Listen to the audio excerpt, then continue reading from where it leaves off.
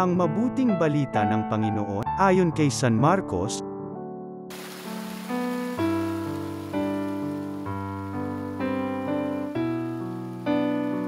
Noong panahong yun, may kasalan sa Cana, Galilea, at naruan ang ina ni Jesus.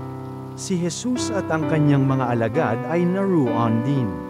Kinapos ng alak, kaya't sinabi ng ina ni Jesus sa kanya, naubusan sila ng alak.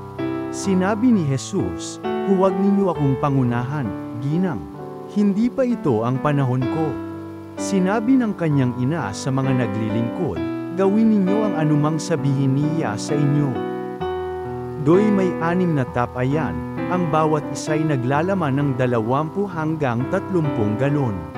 Nakalaan ang mga ito para sa paglilinis ayon sa tuntuning panrelihiyon ng mga Hudyo. Sinabi ni Jesus sa mga katulong, punuin ninyo ng tubig ang mga tapayan. At pinuno nga nila hanggang sa labi.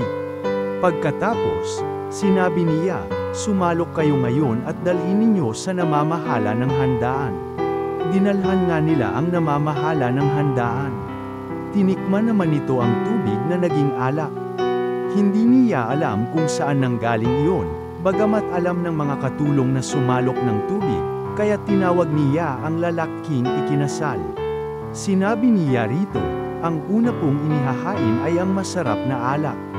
Kapag marami nang nainom ang tao, saka inihahain ang mababang uri. Ngunit ipinagpahuuli ninyo ang masarap na alak.